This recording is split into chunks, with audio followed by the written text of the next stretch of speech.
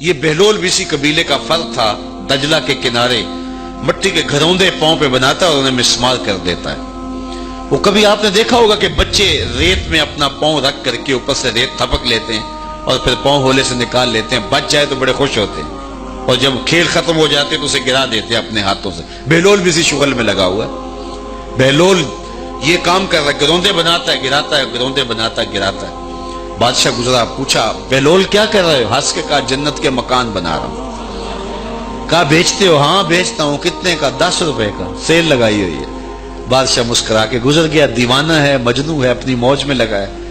پیچھے سے ملکہ زبیدہ بھی آ رہی تھی، اس نے بھی دیکھا، کہا بہلول کیا کر رہے ہو؟ کہا جنت کے مکان بنا رہا ہوں۔ کہا بیچتے ہو؟ ہاں 10 روپے کا بیچتا ہوں۔ 10 روپے بادشاہوں کے لیے کیا ہوتے ہیں؟ 10 درہم نکالے، اس کو دیا، اس نے دریائے دجلہ میں پھینک دیا۔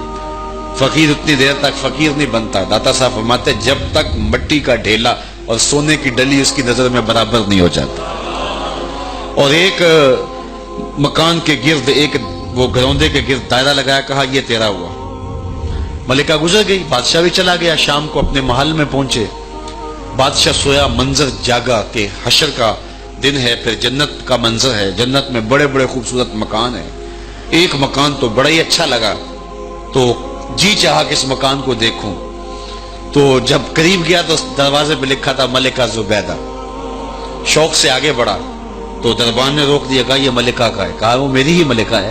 کہا دنیا کے ضابطے اور ہیں، آخرت کے ضابطے اور ہیں۔ بادشاہ کی آنکھ کھل گئی، بے چین ہو گیا، ملکہ کو بیدار کیا، کہا تو کون سا نیک عمل کیا ہے؟ میں نے جنت میں تیرا یوں مال دیکھا۔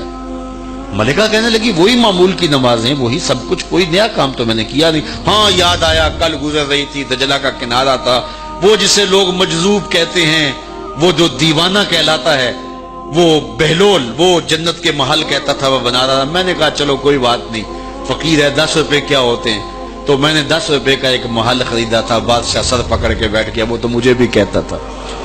میں دیوانے کی بات سمجھ کے گزر گیا۔ اگلے دن بادشاہ قصدن گزرا۔ جب قصدن گزرا نا تو دل دھڑک رہا تھا کہ کہیں مجذوب پھر آج مل جائے اور اسی موج میں ہو تو کام بن جائے۔ دیکھا تو بہلول وہاں بیٹھا ہوا ہے، آگے بڑھ کے دیکھا تو کام بھی وہی۔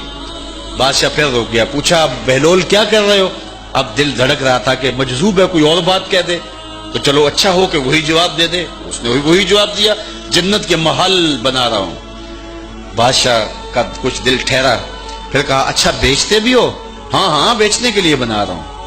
بادشاہ ادھر جیب میں ہاتھ ڈال رہا ہے اور ادھر پوچھ رہا ہے کتنے کا؟ کہا آدھی حکومت لگے گی۔ کہا کل تو 10 روپے کے بتا رہے تھے۔ کہا کل تم نے دیکھا نہیں تھا، آج سودا دیکھ کے لے رہے ہو۔ اللہ تعالیٰ ارشاد فرماتا ہے انما تنذر من اتبع الذکر وخشی الرحمن بالغیب، جو ان ڈٹھے سودے کرتے ہیں، جو بغیر دیکھ کے کرتے ہیں۔ اچھا چلو ایک خوشخبری میں آپ کو بھی سناؤں، اور وہ خوشخبری رسول اللہ کی زبان سے۔ حضور نے فرمایا طوبی لمن رآنی وآمن بی وطوبی 7 مرات من لم یرانی وآمن بی۔ فرمایا صحابہ تمہیں مبارک ہو ایمان کی کہ تم نے مجھے دیکھا اور میرے اوپر ایمان لائے، اور کہا انہیں 7 مبارکیں ہوں جنہوں نے مجھے دیکھا بھی نہیں ہوگا اور پھر بھی ایمان لائیں گے۔ انما تنذر من اتبع الذکر وخشی الرحمن بالغیب فبشرہ بمغفرۃ واجر کریم۔ ان کو بشارت دے دیجئے بڑی عزت والے اجر کی اور خوشخبری بھی۔ تو جس اجر کو میرا رب بھی کریم کہہ رہا ہے وہ اجر کیسا ہوگا؟ تو یہاں تو لہجہ دم توڑتا ہے اور الفاظ ساتھ نہیں دیتے کہ اجر کریم کی کیا تعریف کریں جس اجر کو میرے رب نے بھی کریم کی صفت سے موصوف کر دیا ہے۔